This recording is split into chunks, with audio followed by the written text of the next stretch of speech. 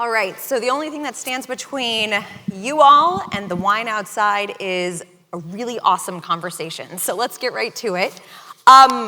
You both operate in the tech, media, telecom space, momentum, growth, all of that. So the natural beginning point has to be AI.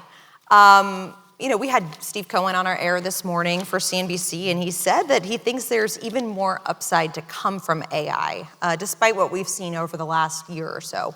I'm curious if you agree or you think that the kind of near-term use cases, the potential monetization are already priced into the markets. Maybe we start with you, Josh. Sure. Thanks for having me here. The Sohn organization is incredible, and I came here in 2017, so it's been 7 years. I'm happy to be back and interviewed by the great Leslie Picker. Going from interviewing Ken Griffin and Jamie Dimon to Leon and me. It's my pleasure. It's quite a leap. So I'm sure they said the same thing. They did, in fact. Off the record, no. We're big believers in AI, and we think we're in the early stages of it. I think there's a few dimensions to play it, and one of the things that we think is the where you're seeing really tangible results is in advertising. And so when we look at what Meta and Google and AppLovin and Trade Desk are doing to institute AI across advertising, you're already seeing dramatic effects. So Meta, as an example, is prioritizing ads based on what time of day you're seeing it. So if they know you're in the morning and you're reading through your news, they're not going to serve you ads. And then at night, when you're having more downtime, then they'll serve you lots of ads. They're tweaking. It's the engine is tweaking it based on what colors or what topics, and so you're seeing a company like Meta still growing at 25%, even though they're 50 times the size of Pinterest, and that they're growing at a fraction of that. And so we think you're going to continue to see this widening of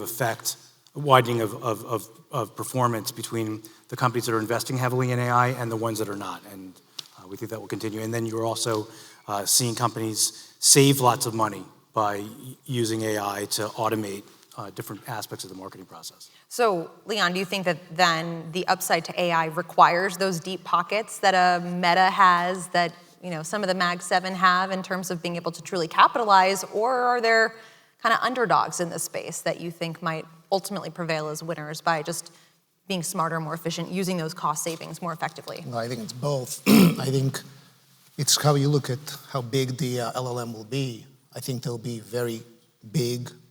Well, right now, I think the largest cluster, as of a few weeks ago, and this changes, is 32,000 GPUs. That's an XPU cluster. And I think if you look out 3-4 years, if you listen to guys like Jensen and Octane, this cluster is going to look like 1 million GPUs, right? You're going from 32,000 to 1 million. So that's a 30 times increase right there. And as you progress, these chips will probably increase 3 to 4 times in efficiency, if not more, right? So now, just think about it that way. You're 100 times bigger, better AI model than the biggest one you have today. And if you just kind of back into the math of it, look, whether these chips are 30, 40, 50,000 each, and how you cluster them, and what the deployment will be, plus the data center spend, you're looking at something like $3 to $4 to $5 billion just for one of those models. And you're going to have several of them, right? Whether it's the big cloud guys, maybe there's going to be a few sovereign players, and you kind of put all that together, and we're talking like, you'll be able to upload all your video on it. You'll be able to make movies on it. You'll be able to put a script in there and actually create something. It'll be just, we're creating an enormous industry. It's the first time I've seen in decades that something like this has taken place. It's incredible.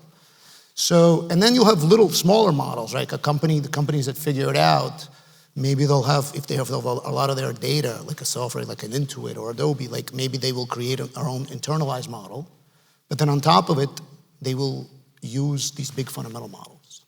And this is all a moving target, right? My guess is as good as yours is, but we're seeing this being built. Mm-hmm. What I have a lot of confidence in is the fact that it's going to get built. What the actual applications will look like, I think if you asked us 6 to 9 months ago, the fact that Wall Street had NVIDIA earning $15 9 months ago, and now it's 32, just tells you how dynamic this is. Right? We're talking about a $2 trillion market cap company, and everybody was wrong by 100%. So we're moving quite fast here. But it's going to happen. It's going to be built. And if you're a CTO of a major Fortune 500 company and you're not on board and you're not the one spending money on this, I think you're taking big risk. So is that how you diligence for companies right now in your conversations and trying to assess the winners and the losers? Is that part of your conversation in trying to find, what is just kind of marketing spin? Oh, yes, we're using AI. AI is a big part of our tech spend, but really kind of sussing out where that is transforming the business. Yeah, for sure. And I think, you're seeing, I think in large part, it's a byproduct of the low interest rate era that we had. Those companies that levered up to buy back stock or paid dividends that are left with capital structures that are inhibiting their ability to invest in research and development are suffering relative to those companies that have strong balance sheets and solid free cash flows and they're investing in AI, and their differentiation versus their competitors will continue to widen. Okay, so that's a good question right there, because we saw the 10-year back at levels of November. I mean, how do you think about investing at tech relative to the higher for longer interest rate environment? Obviously we saw some pretty dramatic movements in 22. But do you think that will be the same until the Fed cuts interest rates, or do you think the market has really just moved past that at this point? I think it's a combination of things. I think if you're an unprofitable business that doesn't have a lot of moat, and you're just kind of marketing in your way into something you're not, and you don't make any money, then yeah, the higher interest rate, and you have cost of capital, you don't have scale, right? Then it's going to be a problem.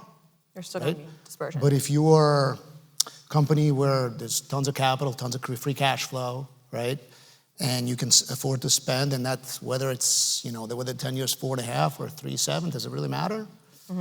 Because it really all comes down to ROI and not capital, right? And the capital intensity. Like again with AI, if we think that this can add $3 to $4 trillion worth of savings or revenue or increase in the global system, right? Which is probably 5 to 8% efficiency increase to all the Fortune 500 companies, then is it worth spending $500 to $800 billion to get there as a system? For sure, right? It's 15 to 20% capital intensity. That formula works, right? And the gentleman pitched Taiwan Semi before me. They'll do well in that environment. So I think it's just you got to separate, which is why I think this is one of the most amazing times to be a tech investor. The alpha is going to continue to be incredible. How do you generate that alpha? What's your bull case in terms of being able to outperform in this environment? I think we're seeing it across every subsector that we're involved in. There is a tremendous amount of dispersion. I think this is probably the best long-short environment that I've been in my career. And whether it's happening in media or in telecom or in technology, I think we went through this period in 22, like when you mentioned with the interest rates, where interest rates were going higher and just the knee-jerk reaction was to sell everything in technology.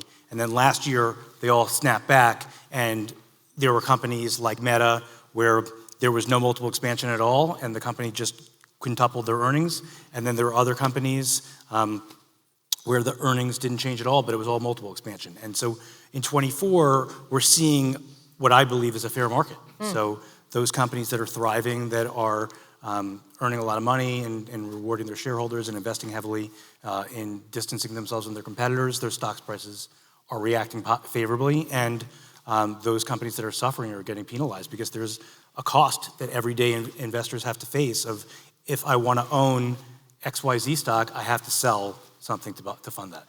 And Mag 7, a lot of people have been holding that up as kind of the poster child of that dispersion. I know, Leon, at least according to your latest 13F, you hold Alphabet, Amazon, Meta, Microsoft, and NVIDIA. I don't know if that's still the case. That's as of the end of the year.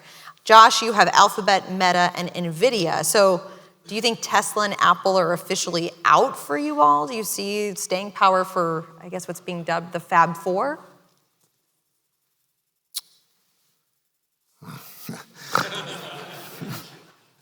I only want to talk about happy things. I knew where that was coming from. I think when I look at those are obviously December filings, but when I look at the landscape today, I think, and I look at the opportunity set, one of the most interesting to me right now is Amazon. Why? You got 3 businesses and all 3 hitting at the same exact time. I don't think I've seen that in this company in how many years? There's always one or the other. The retail business is executing, AWS had an issue. And now you have 3 businesses, $50 billion of revenues each. You have a retail business that's taking share and operating margins are ripping to probably somewhere where at some point it'll get to where the big retailers are, like Walmart. It's probably a better business than Walmart and Costco, and those trade somewhere between 30 and 42 times. And I am super excited about AWS. I think, they were first in, first out, so there'll be optimizations behind them now. I think at some point in the near future, sooner than later, you're going to be looking at a 20% growth rate again, which is tremendous acceleration from today's 14.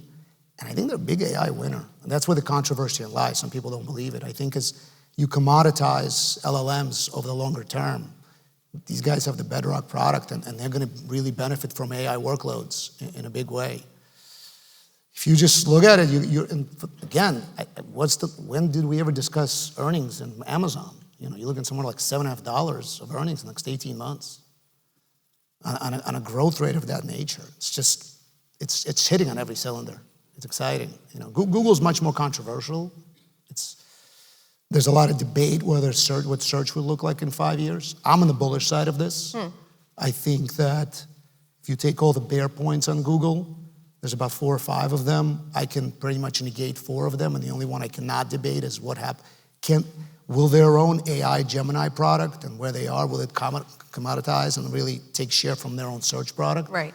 I just don't think we'll know the answer to that, but I'm kind of willing to bet that these guys know what they're doing. I mean, they are, these amazing AI businesses came out of Google at the end of the day, right? Mm-hmm. Now, it'd be nice if they cut some OpEx and behaved a little better culturally, but hence lies the call option. Right now it's an AI loser, trades at a cheap multiple, but our job is to kind of close our eyes and look out 9 months, 12 months. And if I painted you the scenario that this company cut some costs, they're now an AI winner with a better OpEx structure.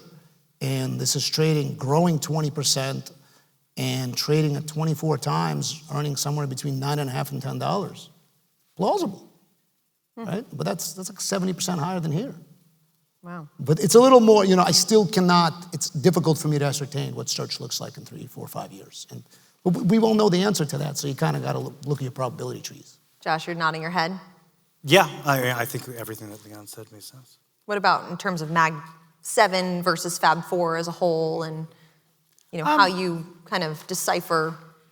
I think we are in a very fair market, and so I think that those companies have issues that the market is concerned about, and their stocks have suffered, and the other companies are really distancing themselves from the pack, and they're getting inflows as a result of that. Okay. In the remaining minute, maybe we go through some specific ideas, if that's okay with you all. Outside of NVIDIA, where do you see opportunity in chips? You mentioned Taiwan Semi. I think You someone mentioned before Taiwan me did a Semi pretty again. good job explaining that one. I actually think AMD is a really good opportunity. I just think it's difficult for me to envision a world where there's going to be a $400 billion GPU market and it's just one player, right? And then, AMD has an MI300 product that I think on its way to doing somewhere between $5 and $6 billion this year. You just can run any kind of math you run, the big players, the hyperscalers, they will want a second player. This happened with Intel and AMD a decade ago. It's most likely happening right now as we speak, and they're already sold out for this year on MI300, and they'll have a new product line, and it's the only really viable chip out there besides the NVIDIA product line. And I think you gain somewhere between 8 and 12% of share, and that could be, you just on an $8 to $10 billion run rate on MI300, you're looking at $10 of earnings. On 18, put 25 times on that, and it's $250. And then it grows 20-30% from there if we're all right on what the application of AI looks like. So I think it's really an interesting idea. And you both like live entertainment. I noticed Sphere in both of your filings. And Leon, I know you also have Caesars, DraftKings, Live Nation. I guess DraftKings isn't so much live entertainment. But what's the thought process there? Because on one hand, you have this kind of AI world that we're living in. And then on the other hand, you have group gatherings in person, like where we are right now. Yeah, I mean, I think that is exactly the issue, which is that in this world of media fragmentation where everybody has something that's personalized to them, the people are thriving on collective experiences.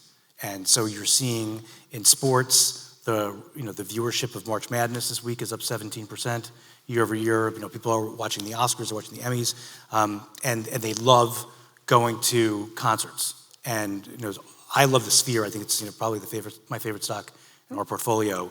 I think it's the first time that the live entertainment industry has been revolutionized. And when you look at where everyone performs, they're performing in a football stadium or in a stadium that was built for basketball or for hockey. And the Sphere is this incredible multi-dimensional experience where you have an 18K resolution screen. You've got this surround sound with 160,000 speakers where every single seat gets the same sound experience. They can do wind and smell and heat. It's just incredible. And so I fully expect that we're going to see a K-pop Sphere in Seoul, Korea. We're going to see one in the Middle East. And then over time, there's going to be many, many more spheres. A Sphere Sohn for 2025, maybe. Get some, 4D action going on. We can see 18K resolution Leon. Sounds like a plan. Well, I'm afraid we are out of time, but I just want to thank Leon, Josh, the Sohn event organizers for a great day.